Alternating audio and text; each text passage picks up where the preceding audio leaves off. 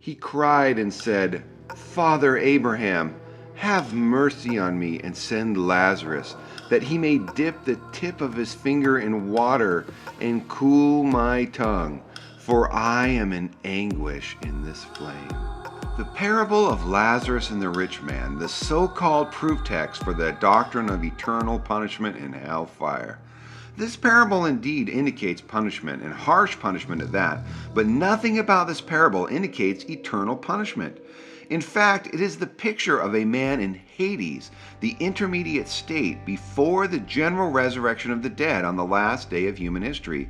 Death and Hades are abolished by Christ, therefore nobody can be there for all eternity. Also, the flame is not literal.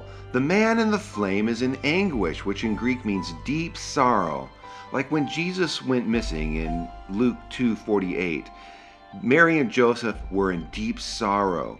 And also in Acts 20:38, when Paul had to say goodbye to his dear brothers and sisters in Ephesus for the last time, they were in deep sorrow when he said, "You will never see my face again." So the rich man in the parable is in deep sorrow in a metaphorical flame. He is doing hard time in God's prison known as a refiner's crucible. And I'm going to tell you what his crime was and why he is there.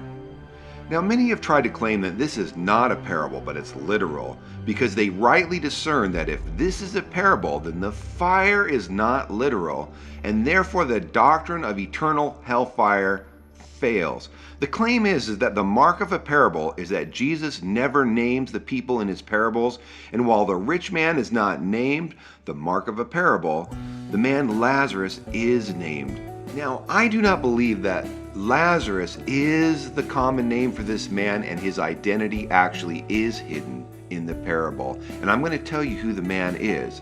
This parable is perfectly consistent with the format for Jesus' parables.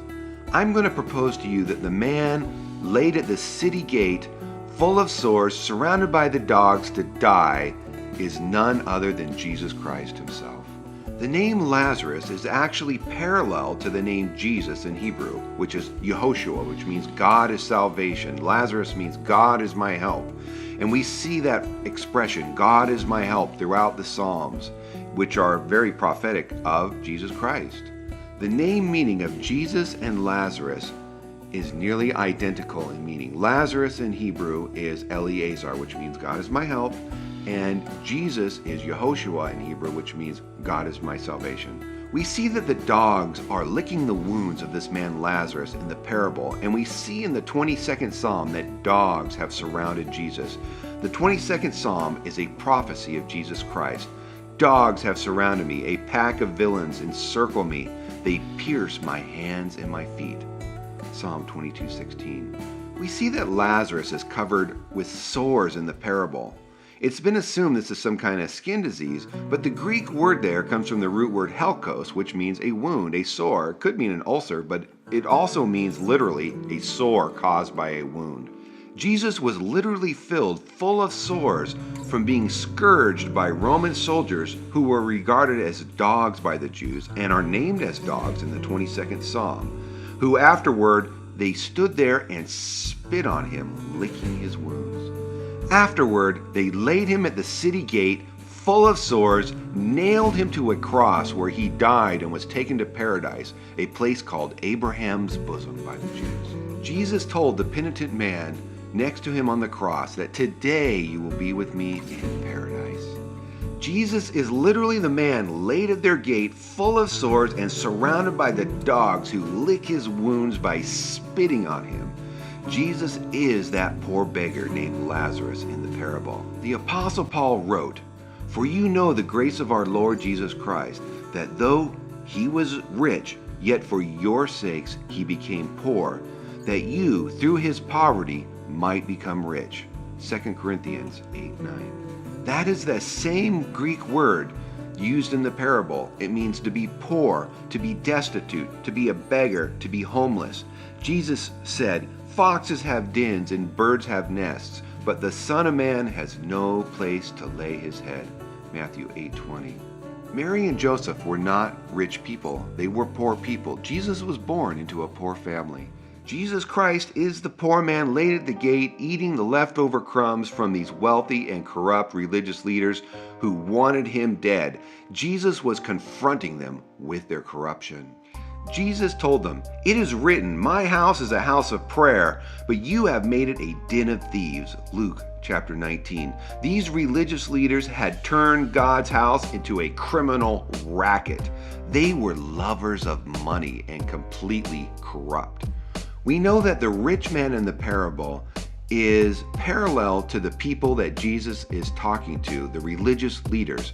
That imagery of purple and fine twined linen comes right to us out of Exodus 39, which is how the ephod that the priest would wear was made. It was made with purple and finely twined linen. And also, much of the imagery that we see in the parable is coming to us right out of the 22nd Psalm, a well-known prophecy of Jesus Christ.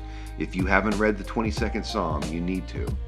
It was Justin Martyr in the 2nd century who had noticed that when Jesus cried out, my God, why have you forsaken me?" that he was quoting the first line of the 22nd Psalm. Before there were chapters and verse numbers added to the Bible, that's how they would refer to a passage. They would remember the first line of the passage. The Jewish priests who were standing around watching Jesus being crucified would have most certainly have memorized that line. He was talking to them. He was telling them, the prophecy in the 22nd Psalm is being fulfilled at this very moment. Those who passed by blasphemed him, wagging their heads and saying, "Ha! You who destroy the temple and build it in 3 days, save yourself and come down from the cross." Mark 15, verses 28-29. Now, ironically, Jesus did exactly what they asked him to do. He came down from the cross and saved himself by rising from the dead. But they completely missed it because he didn't do what they asked on their terms and on their timing. How often do we miss God's miracles in our lives because he doesn't comply with our requests on our terms and our timing? Remember, Jesus Christ is the King of Kings. It is his will that must be done, not our will. Just as Jesus had told these corrupt religious leaders in the parable, if you don't listen to Moses and the prophets, neither will you be persuaded if someone rises from the dead.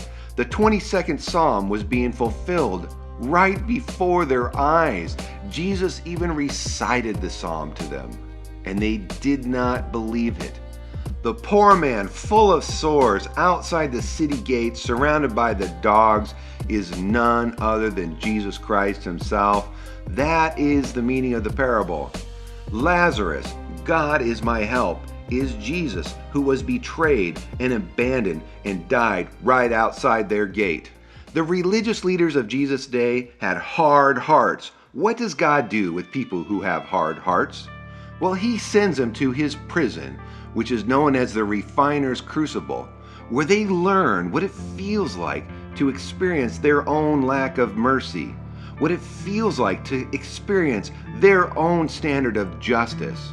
This parable is being told to the people who committed a judicial murder of Jesus because they felt he was a threat to their wealth and status. This experience in the refiner's crucible is going to be harsh indeed. They are doing hard time in God's prison. They are receiving their own standard of justice and mercy. None. So, is this man, metaphorically, the religious leaders, are they going to be in hellfire for all eternity? Well, no. Nothing in this parable indicates eternal punishment. We can't even get into a debate over the meaning of the Greek word aion. It's not in the parable. This parable indicates punishment. It indicates an equal measure. This man, metaphorically in the flame in the parable, is an Israelite. He is of the priestly class, wearing fine twined linen and purple. The Apostle Paul plainly tells us that all of Israel will be saved in Romans 11:26. God is going to take this evil man in the parable and restore him to exactly what he created him to be. Unlike the recidivism rate for prisoners in the United States, I suspect that God's recidivism rate in his prison system is 0. This man in the metaphorical flame experiencing deep sorrow is going to come out of there with a soft, kind heart, exactly what God created him to be. For in what judgment you judge, you shall be judged, and in what measure you measure, it shall be measured to you. Matthew 7:2.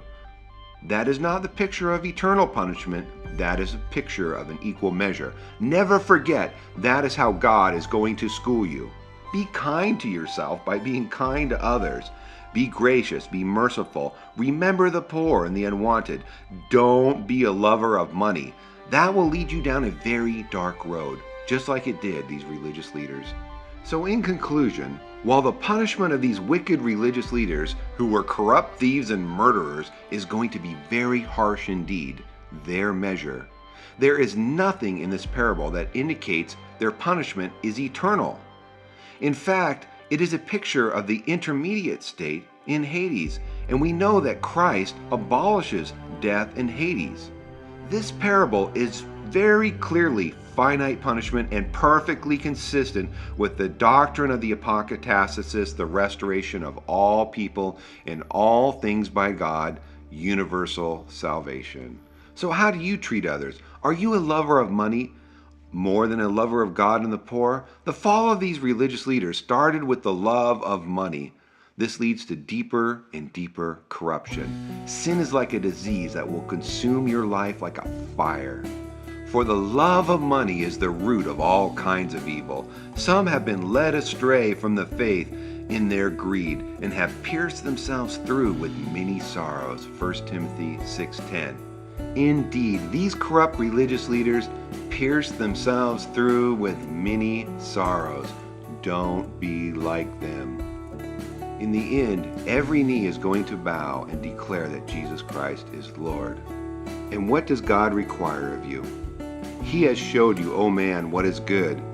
And what does the Lord require of you but to do justly and to love mercy and to walk humbly with your God? Micah 6:8. The merciless, unjust rich man forgot this command. Don't make the same mistake. Bow your knee to Jesus Christ today. God bless you. Thank you for listening. Bye-bye.